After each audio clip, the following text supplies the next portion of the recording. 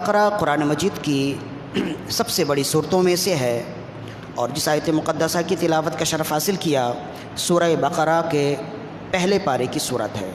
آیت نمبر 137 137 ہے۔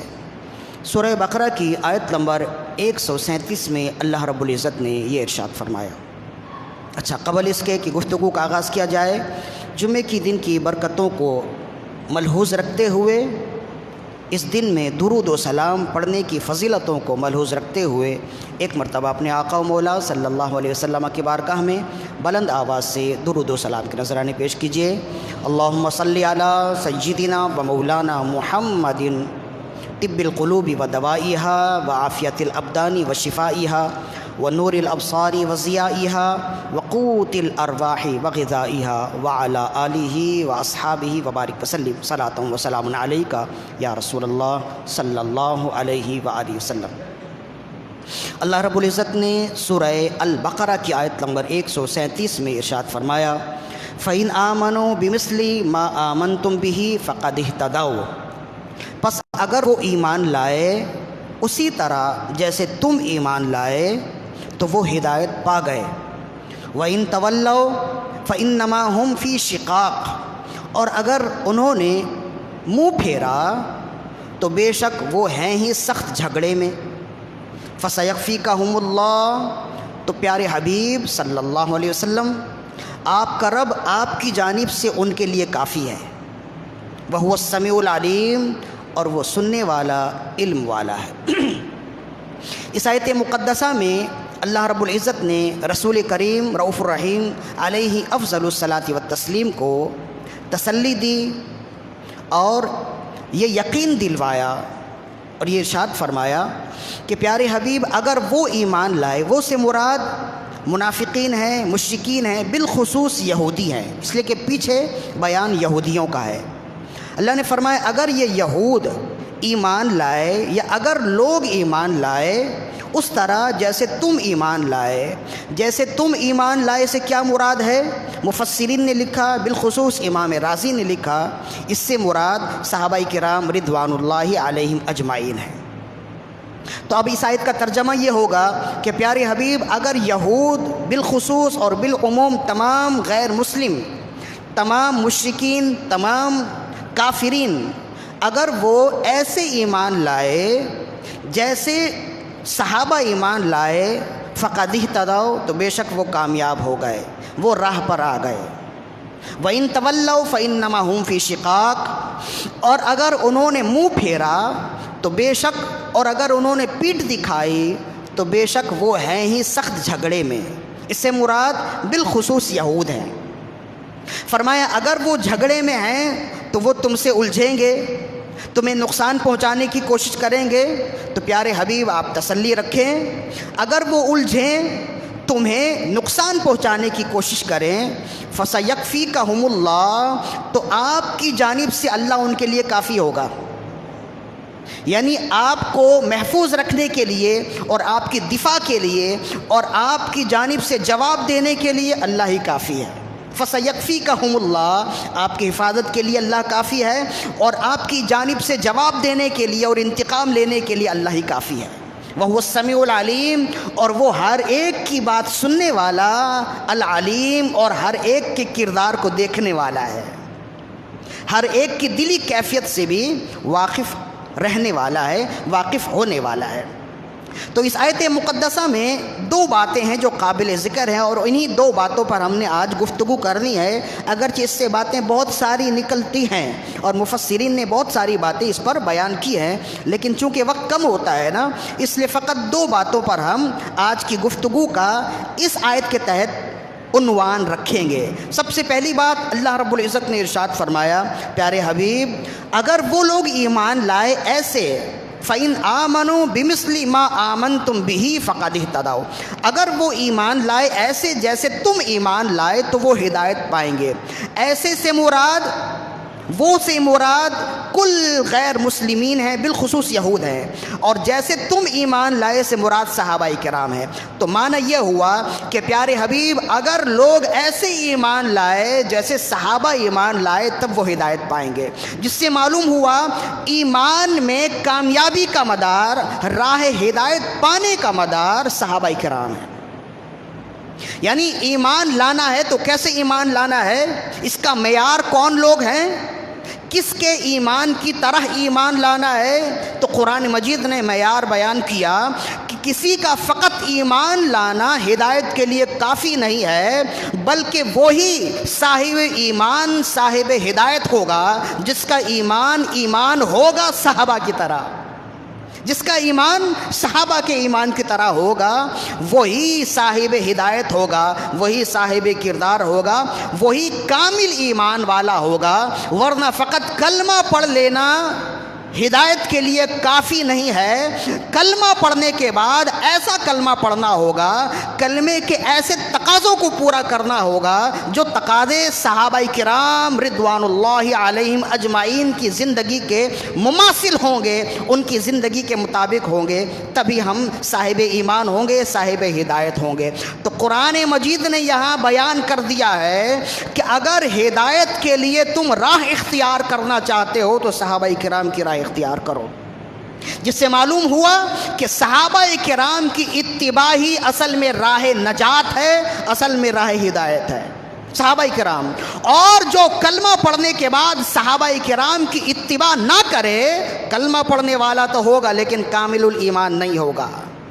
یہی وجہ ہے، یہ ایک مقام نہیں ہے جسے ہم بیان کر دیں، اس طرح کئی مقامات پر اللہ رب العزت نے صحابہ کرام کو معیار اور کسوٹی پر فرمایا ہے، صحابہ کرام کے ایمان کو ہر صاحب ایمان کے لیے معیار اور کسوٹی ارشاد فرمایا۔ یہ ایک جگہ ہے، دوسری جگہ اور ہے سورہ بقرہ میں ہی ہے، ابتدائی آیت نمبر 15 ہے، فرمایا وَإِذَا قِيلَ لَهُمْ آمِنُوا كَمَا آمَنَ النَّاسُ قَالُوا أَنُؤْمِنُ كَمَا آمَنَ السُّفَهَاءُ أَلَا إِنَّهُمْ هُمُ السُّفَهَاءُ وَلَكِنْ لَا يَعْلَمُونَ۔ فرمایا جب ان سے کہا جائے، کن سے؟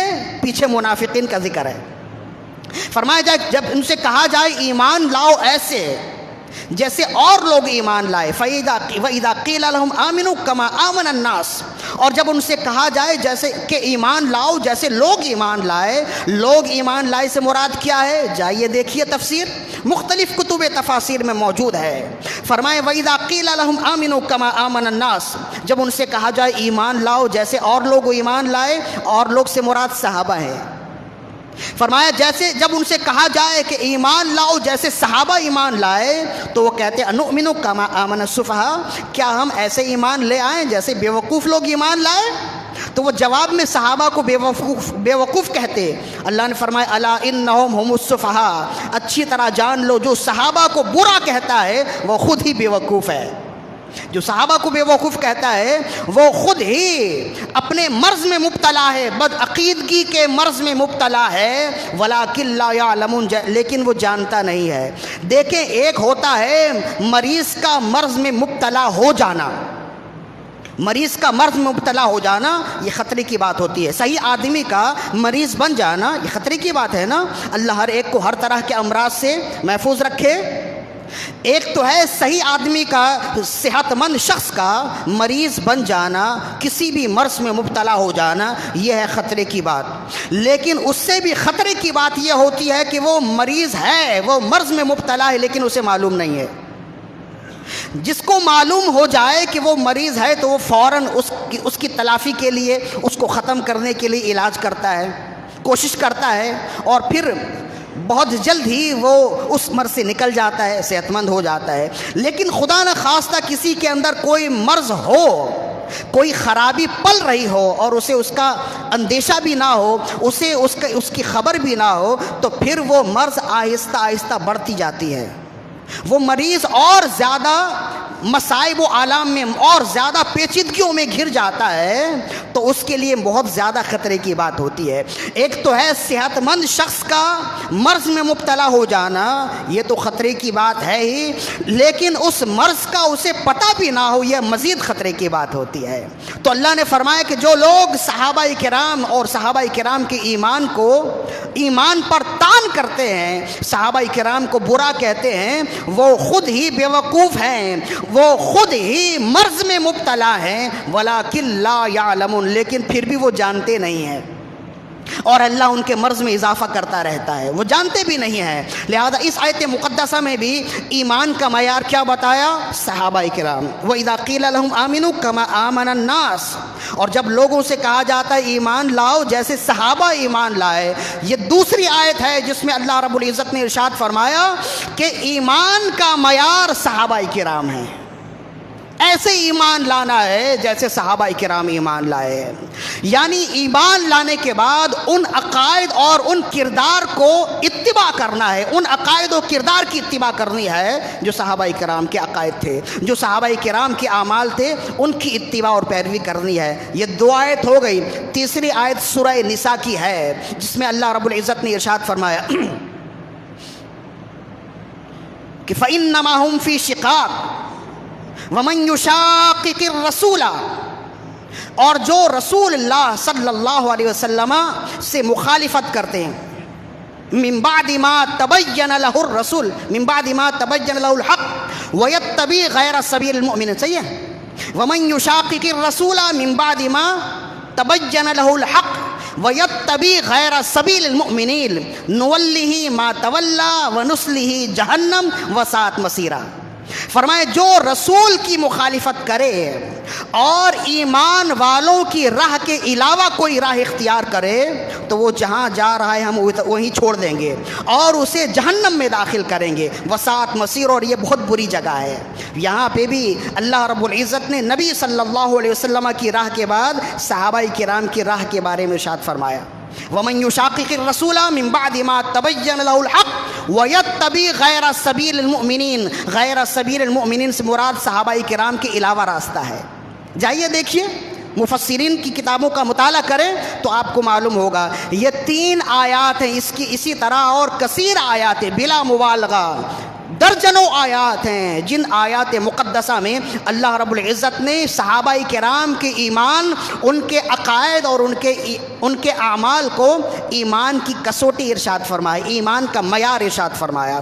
یعنی اللہ کو ایسا صاحب ایمان پسند ہے جس کا ایمان صحابہ کرام کی طرح ہوگا۔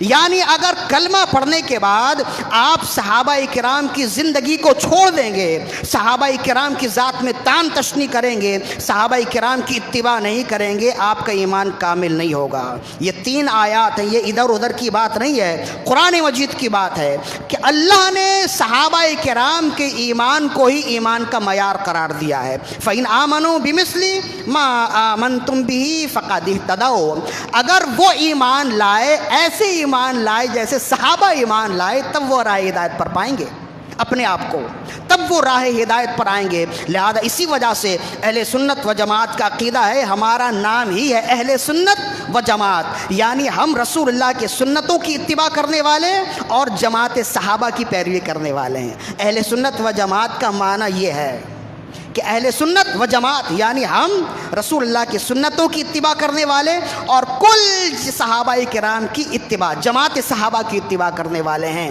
اسی وجہ سے کہا اہل سنت کا ہے بیڑا پار، اصحاب رسول نجم ہے اور ناؤ ہے اطرت رسول اللہ کی۔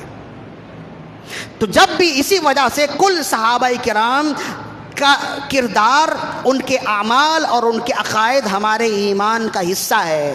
کسی ایک صحابی کی بھی توہین تمام صحابہ کرام کی بے ادبی ہے، تمام صحابہ کرام کی توہین ہے، اس لیے کہ صحابہ کرام کا طرز عمل ہمارے لیے راہ نجات ہے۔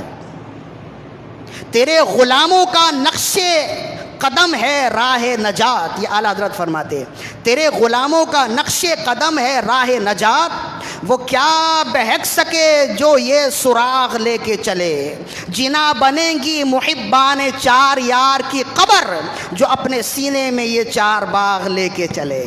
تو اہل سنت و جماعت کا عقیدہ اسی وجہ سے مضبوط ہے، اس لیے کہ ہمارا عقیدہ قرآن و سنت کے مطابق ہے۔ ابھی تو قرآن مجید کی ہی بات ہے نا، اب آئیے احادیث مقدسہ کی طرف کہ رسول اللہ، صحیح بخاری کی حدیث ہے، رسول اللہ صلی اللہ علیہ وسلم نے ایک مرتبہ خطبہ دیا اور خوب واضح و نصیحت کی۔ صحابہ کرام ڈر گئے کہ ہو سکتا ہے کہ رسول اللہ صلی اللہ علیہ وسلم کا یہ خطبہ اب الوداعی خطبہ تو نہیں ہے، اب رسول اللہ صلی اللہ علیہ وسلم کہیں ہمارے درمیان سے رخصت ہونے والے تو نہیں۔ تو صحابہ کرام نے فرمایا یا رسول اللہ ہمیں نصیحت کیجیے، مزید نصیحت کیجیے۔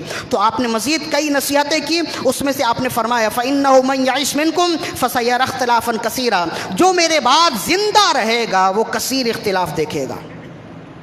جو میرے بعد زندہ رہے گا یعنی میرے بعد جو لوگ آئیں گے کثیر اختلاف دیکھیں گے۔ عرض کی یا رسول اللہ صلی اللہ علیہ وسلم ان کثیر اختلاف میں راہ نجات کے لیے ہمیں کیا کرنا ہوگا؟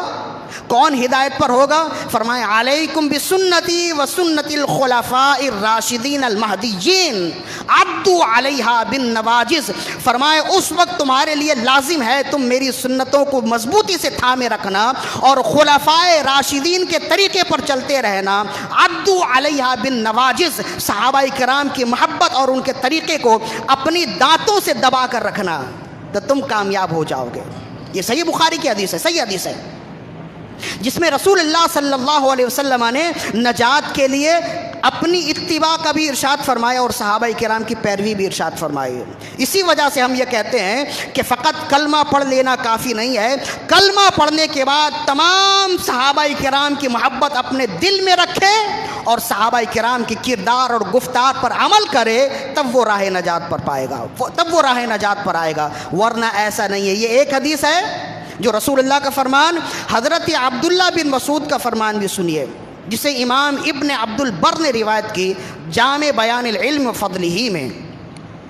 عبداللہ ابن مسعود سے بھی روایت ہے اور حسن البصری سے بھی روایت ہے اور دیگر کتابوں میں بھی یہ روایت موجود ہے۔ عبداللہ ابن مسعود کون سے صحابی ہیں؟ فقہ حنفی میں ان کے قول کے مقابلے میں کسی کا قول نہیں چلتا ہے سوائے خلفائے راشدین کو ہٹا کر۔ ملا علی قاری علیہ رحمت باری نے لکھا ہے، اس لیے کہ عبداللہ ابن مسعود رضی اللہ تعالیٰ عنہ براہ راست حضرت امام اعظم کے استادوں میں سے ہیں، اس لیے کہ عبداللہ ابن مسعود کا پورا علم چلتے چلتے 3 واسطوں سے امام اعظم ابو حنیفہ رضی اللہ عنہ کو پہنچا ہے۔ اس وجہ سے فقہ حنفی میں عبداللہ ابن مسعود کا مقام اور مرتبہ بہت بلند و بالا ہے، بہت بلند و بالا ہے۔ اور یہ ایک تو وجہ یہ ہے، اور دوسری وجہ یہ ہے کہ رسول اللہ صلی اللہ علیہ وسلم نے فقط حضرت عبداللہ ابن مسعود اور ایک روایت میں حضرت حذیفہ ابن یمان ان 2 کے لیے ارشاد فرمایا تھا ما قال ابن مسعود فصدقوه، ابن مسعود تم سے جو کہے اس کی تصدیق کر دیا کرو۔ یعنی رسول اللہ صلی اللہ علیہ وسلم نے ان سے اس طرح سے ان پر اعتماد کا اظہار کیا، فرمایا ابن مسعود تم سے جو کہے اس کی تصدیق کر دیا کرو۔ تو عبداللہ ابن مسعود رضی اللہ تعالیٰ ارشاد فرماتے ہیں من کان مستنن فلیستنى فقد مات، جو شخص اتباع کرنا چاہتا ہے وہ ان کی اتباع کرے جو اس دنیا سے گزر گئے، یعنی ان کے کردار اور ان کے عقائد کی پیروی کرے جو اس دنیا سے گزر گئے۔ فإن الحج لا تؤمن علی الفتنہ، اس لیے کہ جو لوگ موجود ہیں جو زندہ ہیں وہ آزمائشوں سے محفوظ نہیں ہیں، جو زندہ ہیں وہ مختلف آزمائشوں میں ہیں، لیکن جو اپنے سینے میں کردار اور گفتار کا ایمان لے کر چلے گئے وہ امن سے چلے گئے۔ وہ کون لوگ ہیں؟ فرمایا کہ جو اتباع کرنا چاہتا ہے وہ ان کی اتباع کرے جو اس دنیا سے گزر گئے۔ فلیستنى قد مات فإن الحج لا تؤمن علی الفتنہ، اس لیے کہ جو زندہ ہیں وہ آزمائشوں سے محفوظ نہیں ہیں۔ فرمایا وہ کون لوگ ہیں؟ فرمایا اولئک اصحاب محمد، وہ رسول اللہ صلی اللہ علیہ وسلم کے صحابہ ہیں۔ جو اتباع کرنا چاہے، جو پیروی کرنا چاہے وہ صحابہ کرام کی پیروی کرے۔ اب کیوں پیروی کرے؟ اب ان کے فضائل عبداللہ ابن مسعود بیان کر رہے ہیں، لیکن کیا خوب فضائل بیان کیے، آپ خود صحابی ہیں۔ اور شیخ محقق نے لکھا قال لہ قال له ابن مسعود نصیحۃ للتابعین، عبداللہ ابن مسعود تابعین کو نصیحت کرتے ہوئے یہ فرماتے تھے. ان کے زمانے میں صحابہ کرام کے بعد کا زمانہ تابعین کا ہوتا ہے نا.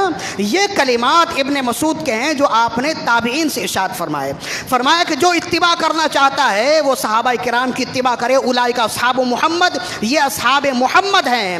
فرمایا کہ کانوا افضل هذه الامہ، یہ اس امت میں سب سے افضل ہیں، یہ اس امت میں سب سے افضل ہیں. لہذا جو اتباع کرنا چاہے سب سے افضل کی اتباع کرے گا تو وہ کامیاب ہوگا. فرمایا کانوا افضل هذه الامہ، وہ اس امت میں سب سے افضل ہیں. ابرها قلوبا واعمقها علما واقلها تکلفا، فرمایا ان کا دل بہت ہی پاکیزہ تھا، ان کا دل بہت ہی پاک و صاف تھا، وہ انتہائی نیک دل ہوتے تھے. وَأَعْمَقَهَا عِلْمًا، اور ان کا علم بہت گہرا ہوتا تھا. ان کا علم بہت گہرا ہے یا ان کا علم بہت گہرا ہوتا تھا.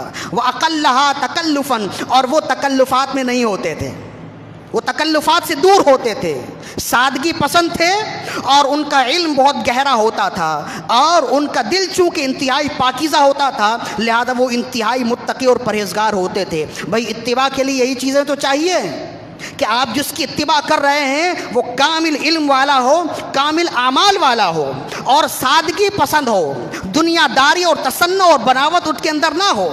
فرمایا یہ ساری چیزیں صحابہ کرام کے اندر بدرجہ کمال موجود تھیں. فرمایا کہ سب سے پہلی بات تو یہ ہے کہ وہ اس امت کے افضل ہیں، اور افضل ہونے کی وجہ یہ ہے ابرہا قلوبا، ان کا دل انتہائی پاکیزہ تھا. وَأَعْمَقَهَا عِلْمًا، اور ان کا علم انتہائی گہرا تھا. وَأَقَلَّهَا تَكَلُّفًا، اور وہ تکلفات میں نہیں پڑتے تھے، ان کے اندر تکلفات بہت کم تھے. فرمایا یہ تو ہے کہ ان کے اندر یہ باتیں موجود تھیں، اس کے علاوہ جو سب سے بڑی بات تھی وہ یہ تھی اختارہم اللہ تعالی لصحبت نبیہ ولاقامت دینہ، اللہ نے کل جہان میں سے اپنے نبی کی صحبت کے لیے اور دین کی بقا اور اقامت کے لیے ان لوگوں کو چنا ہے. انہیں چنا، کسی دوسروں کو نہیں چنا. اپنے نبی کی صحبت کے لیے، اپنے نبی کا ساتھی بنانے کے لیے اللہ نے جنہیں چنا وہ یہ لوگ تھے. تو اللہ نے جب اپنے حبیب کی مدد کے لیے انہیں چنا ہے تو اس بات کی دلیل ہے کہ ان سے بڑھ کر کوئی نہیں ہے، ان سے افضل کوئی نہیں ہے، ان سے اعلیٰ کوئی نہیں ہے، ان سے نیک اور پرہیزگار کوئی نہیں ہے. تو جب ان سے اعلیٰ اور افضل نیک اور پرہیزگار کوئی نہیں ہے تو پھر انہی کی اتباع لازم ہے چاہے کہ دوسرے کی اتباع کی جائے. اختارہم اللہ تعالی لصحبت نبیہ ولاقامت دینہ، اللہ نے اپنے نبی کی صحبت کے لیے انہیں چنا، اور اپنی دین کی اقامت کے لیے، اپنے دین کی بقا کے لیے، سربلندی کے لیے، اعلاء کلمت الحق کے لیے اللہ نے کس کو چنا ہے؟ صحابہ کرام کو چنا. فرمایا جب ایسا ہے تو فاعرفوا لهم فضلهم واتبعوا علی آثارہم، فرمایا لہذا تمہیں چاہیے کہ ان کا مقام اور مرتبہ پہچانو اور ان کے نشان قدم پر چلو.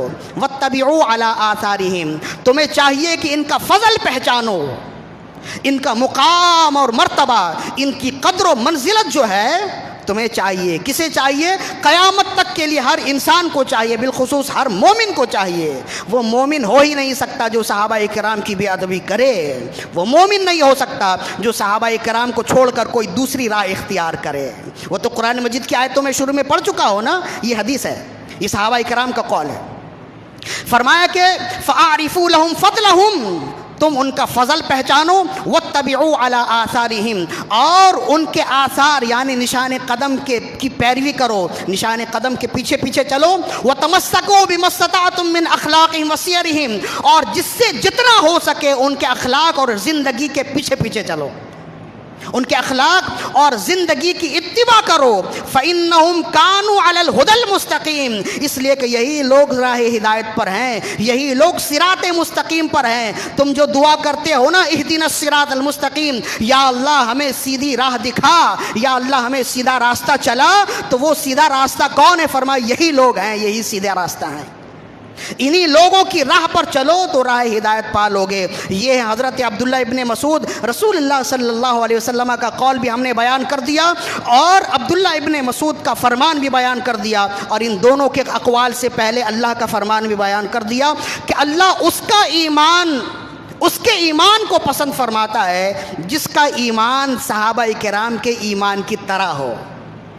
صحابہ کرام کا ایمان قیامت تک کے لیے اہل ایمان کے لیے معیار اور کسوٹی ہے۔ یہ اچھی طرح یاد رکھیے۔ اتنی گفتگو کرنے کا مقصد یہ ہے کہ یہ زمانہ آیا ہے، اس زمانے میں جہاں لوگ مختلف باتوں میں جری ہو گئے، وہاں اب صحابہ کرام پہ بھی تان تشنی کرنے والے لوگ آ گئے۔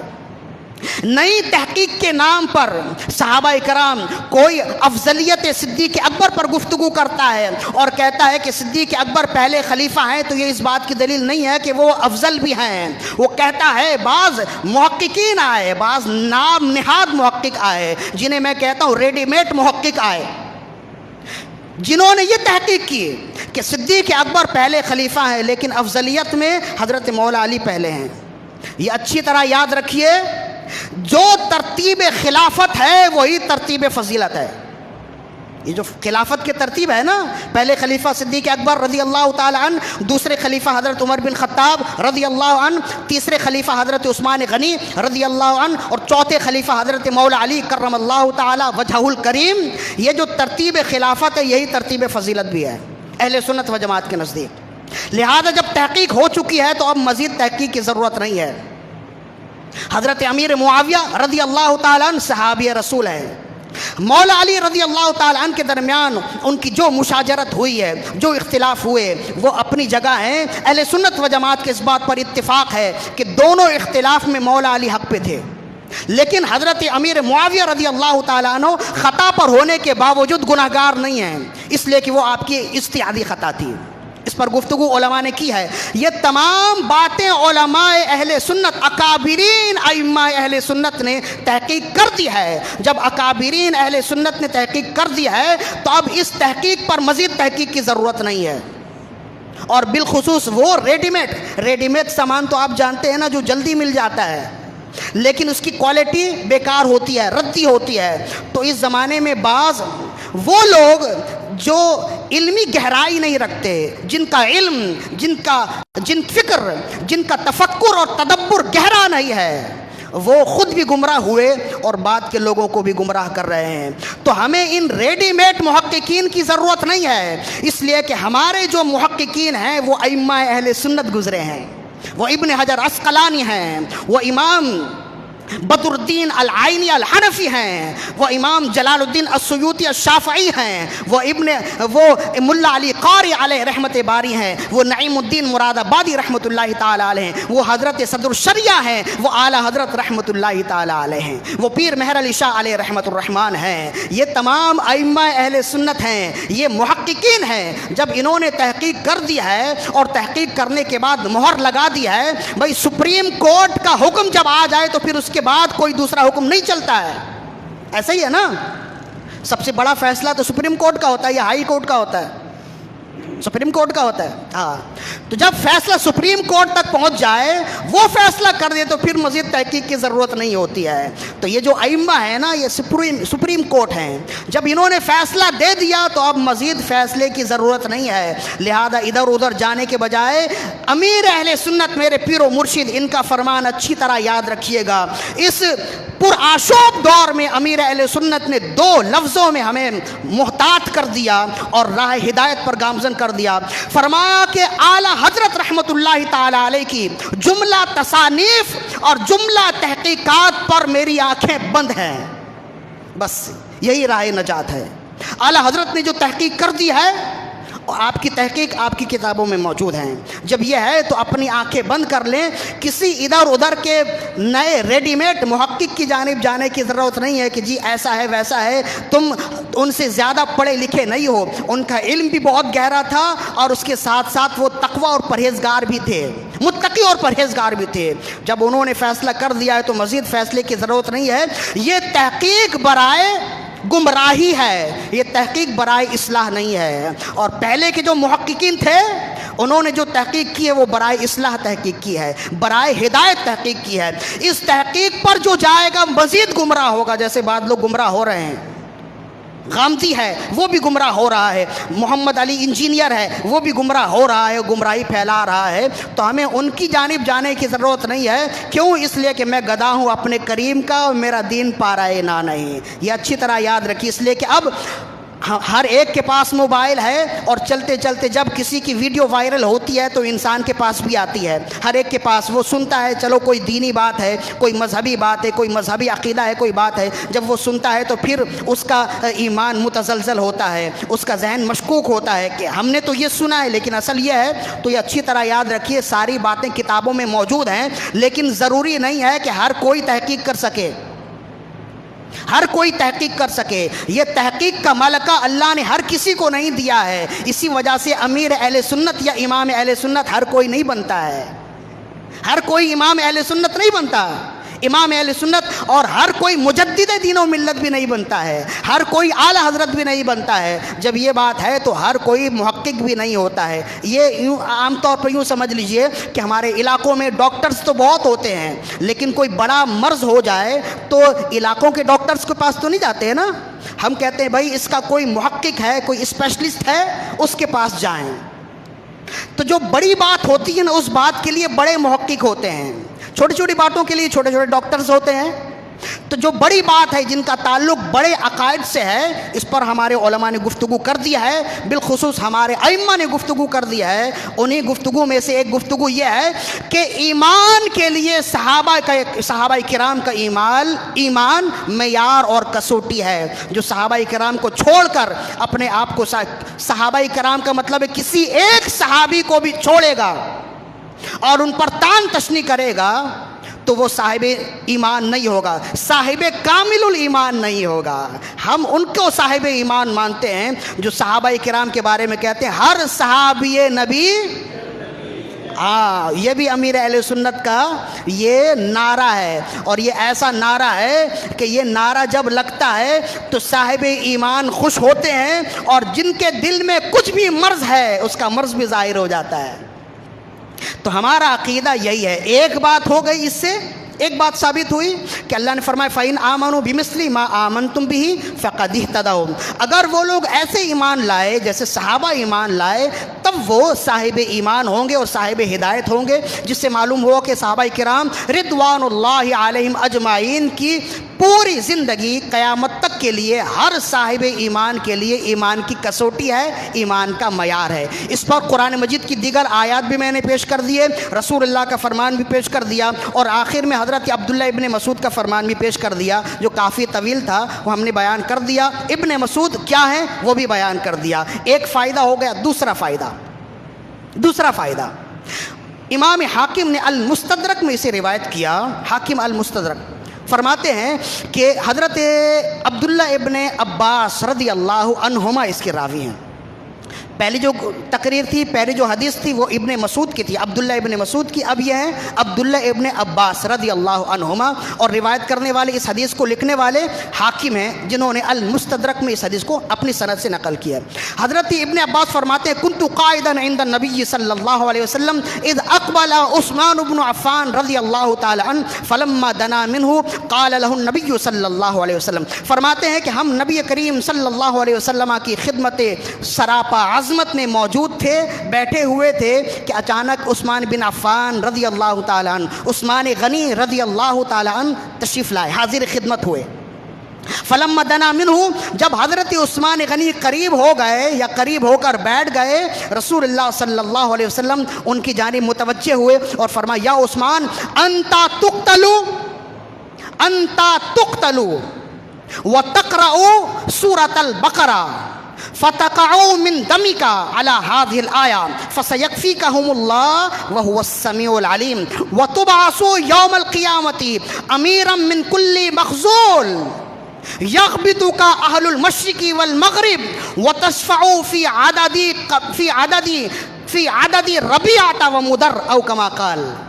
فرمایا کہ حضرت عثمان بن عفان رضی اللہ فرماتے ہیں، حضرت جابر بن عبداللہ فرماتے ہیں کہ ہم بیٹھے ہوئے تھے تو حضرت عثمان بن عفان رضی اللہ تعالیٰ عنہ حاضر خدمت ہوئے تو رسول اللہ صلی اللہ علیہ وسلم نے ان کی جانب دیکھا اور فرمایا اے عثمان تم اس بات کو یاد رکھو کہ تم شہید کیے جاؤ گے، تم قتل کیے جاؤ گے، اور اس حالت میں قتل کیے جاؤ گے کہ تم قرآن کی تلاوت کر رہے ہوگے، اور قرآن کی تلاوت کے ساتھ ساتھ سورہ بقرہ کی تلاوت کر رہے ہوگے، اور سورہ بقرہ کے ساتھ ساتھ جب تم قتل کیا جاؤ گے، شہید کیے جاؤ گے تو تم قرآن پڑھ رہے ہوگے، اور تمہارے خون کا قطرہ جب قرآن مجید پر گرے گا تو اسی آیت پر گرے گا۔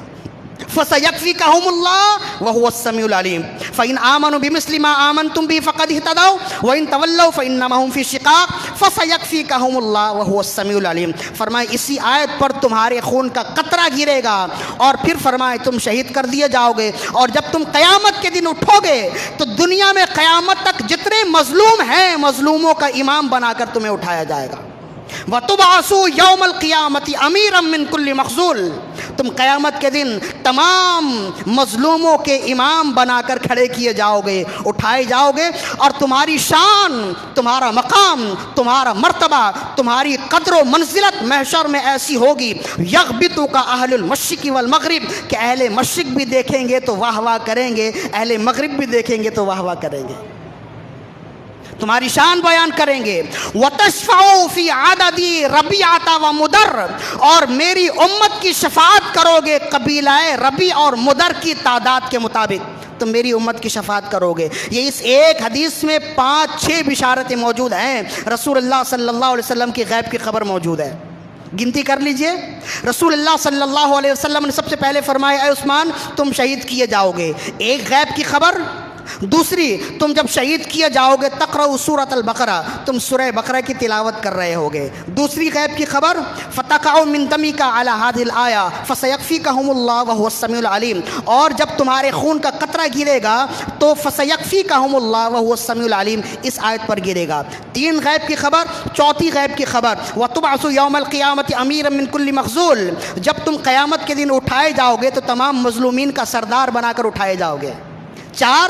پانچویں غیب کی خبر یغبطک اہل المشرق والمغرب، قیامت کے دن تمہاری شان ایسی ہوگی کہ کل اہل مشرق اور مغرب تمہاری شان دیکھیں گے، غبطہ کریں گے۔ 5 غیب کی خبر۔ اور چھٹی غیب کی خبر فرمایا وَتَشْفَعُوا فِي عَدَدِ رَبِيعَةَ وَمُدَرَّ، اور قبیلہ ربیع اور مدر کی تعداد کے مطابق میری امت کی شفاعت کرو گے۔ ایک حدیث میں 6 غیب کی خبر ہے، اس کے باوجود اگر رسول اللہ صلی اللہ علیہ وسلم کو کوئی صاحب علم غیب نہ مانے تو پھر وہ عقل اور آنکھوں کا اندھا ہوگا کہ نہیں؟ بولیے۔ اسی وجہ سے اہل سنت و جماعت کا عقیدہ ہے کہ اور کوئی غیب کیا تم پہ نہا ہو بھلا جب نہ خدا ہی چھپا تم پہ کروڑوں درود۔ ہمارا عقیدہ اور ایمان ہے کہ رسول اللہ صلی اللہ علیہ وسلم صاحب علم غیب ہیں، آپ کو اللہ رب العزت نے ہر غیب سے مطلع فرمایا ہے۔ کتنی غیب سے مطلع فرمایا ہے اس کا تو کوئی پیرامیٹر نہیں ہے، کوئی پیمانہ نہیں ہے، بس یہ ہے کہ اللہ نے کل کائنات میں کسی کو اتنا علم غیب نہیں دیا اپنے حبیب کو جتنا دیا ہے، بس یہ ہے پیمانہ، یہ ہمارا پیمانہ۔ اور حضرت اس پر ایک حدیث اور بیان کر دی جائے، حضرت ابو درداء رضی اللہ تعالیٰ عنہ سے جب پوچھا کہ رسول اللہ صلی اللہ علیہ وسلم نے آپ کو کیا سکھایا، ابو درداء روایت کرتے مجمع الزوائد کی یہ حدیث ہے، ابو درداء صحابی رسول ہیں، فرمائے ما ترکنا رسول اللہ صلی اللہ علیہ وسلم وما یحرک طائر بجناحیہ فی السماء الا اخبر لنا منہ علما او کما قال، فرمایا کہ قیامت تک کوئی پرندہ بھی اپنے پروں سے آسمان پر اڑے گا تو رسول اللہ صلی اللہ علیہ وسلم نے اپنے جانے سے پہلے ہمیں اس کی بھی خبر کر دی۔ آسمان میں کوئی پرندہ بھی اڑے گا تو رسول اللہ نے جانے سے پہلے اس کی بھی ہمیں خبر کر دی۔ اب بچا کیا ہے پیچھے تو کچھ بھی نہیں بچا۔ اسی وجہ سے اہل سنت و جماعت کا عقیدہ ہے کہ رسول اللہ صلی اللہ علیہ وسلم علم غیب جانتے ہیں، اس سے کوئی مشرک نہیں ہو جائے گا کہ جناب علم غیب کا جاننا تو اللہ کے لیے ہے، اللہ کا علم غیب جاننا ذاتی ہے، اور رسول اللہ صلی اللہ علیہ وسلم کا علم غیب جاننا اللہ کی عطا سے ہے۔ تو جب یہ فرق کر دیا جائے تو پھر کفر اور شرک کی بات نہیں بلکہ حسن عقیدے کی بات ہوگی. ایک بات ہو گئی. دوسری بات حضرت عثمان غنی رضی اللہ تعالیٰ عنہ کی شہادت کی بات رسول اللہ صلی اللہ علیہ وسلم نے ارشاد فرمائی, اور اسی آیت کے تحت آپ نے فرمایا کہ جب تم شہید کیے جاؤ گے تو تمہارے خون کا قطرہ اسی آیت پر گرے گا. فَسَيَكْفِيكَهُمُ اللَّهُ وَهُوَ السَّمِيعُ الْعَلِيمُ. اور اس کا ترجمہ کیا ہے پیارے حبیب؟ تمہاری جانب سے بدلہ لینے کے لیے اللہ ہی کافی ہے. تمہاری جانب سے بدلہ لینے کے لیے اللہ ہی کافی ہے. اگر اس کا رخ رسول اللہ کی جانب ہو تب تو معاملہ صاف ہے, لیکن حضرت عثمان غنی کا مظلومانہ شہید ہونا اور خون کا قطرہ اس آیت پر گرنا بتاتا ہے کہ اللہ رب العزت نے حضرت عثمان غنی سے بھی وعدہ کر دیا کہ جس نے تمہیں مظلومانہ شہید کیا ہے اس سے بدلہ لینے کے لیے میں کافی ہوں. یہی محدثین نے بھی بیان کیا ہے, محدثین نے بھی یہی بیان کیا ہے. اس سے رب ذوالجلال کا بغض بھی ثابت ہوتا ہے, اللہ کا غصہ بھی ثابت ہوتا ہے ان لوگوں کے لیے جو حضرت عثمان غنی رضی اللہ تعالیٰ عنہ کی ذات سے بغض و عناد رکھتے ہیں. اللہ کا غصہ اس سے ظاہر ہوتا ہے. اور کیسے ظاہر ہوا؟ اللہ نے جب وعدہ کیا تو اپنے وعدے کو بھی پورا کیا ہے. دو روایت مزید اور میں بیان کروں گا. پہلی روایت حضرت ابو قلابہ رضی اللہ تابعین میں سے ہیں, جلیل القدر تابعین میں سے ہیں, بخاری مسلم کے روات میں سے ہیں, اسماء الرجال میں سے ہیں. ابو قلابہ رضی اللہ بہت زبردست تابعین میں سے ہیں اور بہت ہی علم اور تقوی رکھنے والے تھے. حضرت ابو قلابہ رضی اللہ فرماتے ہیں کہ وہ ملک شام میں کسی بازار سے گزر رہے تھے. امام خویری نے بھی اس کو لکھا ہے اپنی کتاب میں. فرمایا وہ گزر رہے تھے ملک شام کے کسی بازار سے تو ایک شخص کو دیکھا جو اوندھا پڑا ہوا ہے, دونوں ہاتھ ٹوٹے ہوئے ہیں, دونوں ٹانگیں ٹوٹی ہوئی ہیں اور مخزوم ہے, کوڑ کے مرض میں مبتلا ہے اور اندھا بھی ہے, انتہائی بری حالت میں ہے. اور وہ یہ دعا کر رہا ہے کہ اللہ کے نام پہ مجھے کچھ دے دو, اور اس کے بعد یہ کہہ رہا ہے کہ مجھے عثمان غنی کی بد دعا لگی ہے, مجھے عثمان غنی کی بد دعا لگی ہے. جب وہ یہ کہہ رہا تھا تو حضرت ابو قلابہ رضی اللہ تعالیٰ عنہ اس کے قریب گئے اور جا کر پوچھنے لگے, اے قابل نفرت شخص جسے حضرت عثمان غنی کی بد دعا لگی, تیرا واقعہ کیا ہے تو مجھے بیان کر تاکہ آگے میں لوگوں کو بتاؤں, تاکہ لوگوں کو کے لیے تیرا عمل اور تیری بات نشان عبرت ہو جائے. تو اس نے کہا جس دن حضرت عثمان غنی رضی اللہ تعالیٰ عنہ کو شہید کرنے کے لیے لوگ دیوار پر چڑھے اور گھر میں آئے, گھر میں کودے, تو ان لوگوں میں میں بھی موجود تھا. عثمان غنی رضی اللہ تعالیٰ عنہ کو شہید کرنے کے لیے میں آگے بڑھا تو ان کی اہلیہ آگے آئیں اور روکنے لگیں, تو میں نے ان کی اہلیہ کو ایک زوردار تماچا مارا. حضرت عثمان غنی رضی اللہ تعالیٰ عنہ نے غصے بھری نظر سے میری طرف دیکھا اور فرمایا, جس ہاتھ سے تو نے مارا ہے اللہ تیرے ہاتھ توڑے, اور جن قدموں سے تو میرے گھر میں آیا, میری حرم سرا میں آیا ہے, اللہ تیری قدم ختم کرے, تجھے برباد کرے. جن آنکھوں سے دیکھ کر تو آیا ہے اللہ تیری آنکھیں برباد کرے. اور آخر میں فرمائے اللہ تجھے جہنم میں رسوا کرے. فرمائے بس یہ تھا. جب میں نے یہ بات سنی میں ڈر گیا, میں خوف میں آ گیا اور میں بھاگا, لیکن اس کے ساتھ ساتھ حضرت عثمان غنی رضی اللہ تعالیٰ عنہ کی بد دعا میرا پیچھا کرتی رہی. ایک حادثے میں میرا ہاتھ بھی گیا, میری ٹانگیں بھی گئیں اور میری آنکھیں بھی ختم ہو گئیں, میں نابینا ہو گیا. عثمان غنی رضی اللہ تعالیٰ عنہ کی بد دعا کا اثر میری پوری ذات میں آیا. اب ایک ہی بد دعا باقی ہے کہ اللہ تجھے جہنم میں رسوا کرے. میں سمجھتا ہوں کہ عثمان غنی کی یہ دعا بھی میرے لیے, یہ بد دعا بھی میرے لیے ہو جائے گی, اللہ مجھے معاف نہیں کرے گا. حضرت ابو قلابہ رضی اللہ تعالی عنہ نے اسے دیکھا, استغفر اللہ کہتے ہوئے آگے بڑھ گئے اور پھر بعد میں روایت کی, اور روایت کرنے کی وجہ یہ تھی کہ قیامت تک لوگوں کو معلوم ہو جائے کہ جو حضرت عثمان غنی رضی اللہ تعالی عنہ سے محبت کرتا ہے, رسول اللہ نے فرمایا عثمان غنی اس کی شفاعت کریں گے. ابھی حدیث گزری نا, عثمان غنی اس کی شفاعت کریں گے. جامع ترمذی کی حدیث ہے جو جابر بن عبداللہ سے میں نے روایت کی ہے کہ حضرت عثمان غنی آئے اور رسول اللہ نے یہ پیش گوئی اور یہ خبر دی. جامع ترمذی کی روایت ہے. تو رسول اللہ نے فرمایا جو آپ سے محبت کرنے والے, عثمان غنی سے محبت کرنے والے, حضرت عثمان غنی اس کی شفاعت کریں گے، اور جو آپ سے بغض و عناد رکھنے والے ہیں، جو آپ کی شان میں توہین کرنے والے ہیں، جو آپ کی شان میں نئی تحقیق کے حوالے سے ہتک آمیز کلمات کہنے والے ہیں، وہ خبردار ہو جائیں، عثمان غنی رضی اللہ تعالیٰ عنہ کی بد دعا سے وہ بھی نہیں بچ سکیں گے۔ جو حضرت عثمان غنی رضی اللہ تعالیٰ عنہ سے محبت کرنے والا ہے وہ اللہ سے محبت کرنے والا ہے، اور جو اللہ سے محبت کرنے والا ہے وہ رسول اللہ سے محبت کرنے والا ہے۔ بس یہ آخری حدیث ہے، آخری حدیث جسے صاحب کنز العمال نے بھی نقل کیا، اور امام ابن ابی شیبہ نے بھی اپنی مصنف میں نقل کیا، اور دیگر کتب احادیث میں بھی یہ روایت موجود ہے۔ کہتے ہیں رسول اللہ صلی اللہ علیہ وسلم، حضرت جابر بن عبداللہ اس کے راوی، یہ آخری صحابی جابر بن عبداللہ رضی اللہ عنہ اس کے راوی ہیں، فرماتے ہیں جابر بن عبداللہ رضی اللہ تعالی عنہ قال اتي النبی صلی اللہ علیہ وسلم بجنازۃ رجل لیصلی علیہ فلم یصلی علیہ، رسول اللہ صلی اللہ علیہ وسلم کے پاس ایک جنازہ لایا گیا کہ یا رسول اللہ آپ اس کی نماز جنازہ ادا فرما دیں، آپ اس کی نماز جنازہ پڑھ لیں۔ اور آپ جانتے ہیں کہ رسول اللہ صلی اللہ علیہ وسلم مومن کی نماز جنازہ پڑھنے کے بہت زیادہ حریص تھے۔ اس کی وجہ یہ ہے، حریص کا لفظ ہو سکتا ہے کہ صحیح نہ ہو، آپ بہت زیادہ پسند فرمایا کرتے تھے کہ مومن کی نماز جنازہ ادا کی جائے۔ اس کی وجہ یہ ہے کہ جس کی نماز جنازہ رسول اللہ ادا فرما دے وہ جنتی ہے، اس کے سارے اعمال ختم ہو جائیں گے، اس لیے کہ نماز جنازہ تو شفاعت ہے نا، جس کی شفاعت رسول اللہ فرمائے تو پھر اس کے لیے تو آگے کی ساری راہیں آسان ہیں، سارے راستے تمام درجات آسان ہیں۔ اسی وجہ سے رسول اللہ صلی اللہ علیہ وسلم ہر مومن کی نماز جنازہ پڑھانے کا شوق رکھتے تھے، اور صحابہ کرام سے بھی آپ فرماتے تھے۔ کبھی ایسا بھی ہوا کہ صحابہ کرام نے رات میں خود ہی نماز جنازہ پڑھا کے آپ نے دفن کر دیا تو رسول اللہ صلی اللہ علیہ وسلم نے ناراضگی کا اظہار فرمایا، اور پھر ان کی قبر پہ گئے اور قبر پہ جا کے نماز جنازہ پڑھی۔ یہ بھی روایت موجود ہے کئی سندوں سے۔